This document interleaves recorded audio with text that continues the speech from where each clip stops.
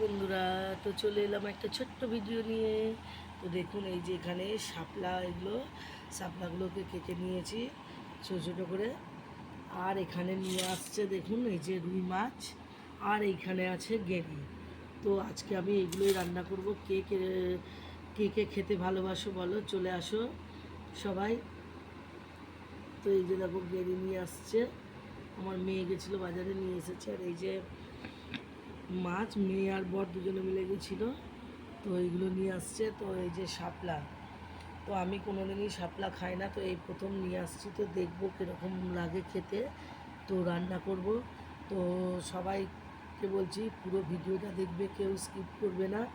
আর ভিডিওটা যদি ভালো লাগে তো লাইক কমেন্ট শেয়ার করবেন। তো সবাই ভালো থাকবেন, সুস্থ থাকবেন। তো আজকের মতন এই পর্যন্তই। সবাইকে সবাইকে টাটা টাটা সবাইকে।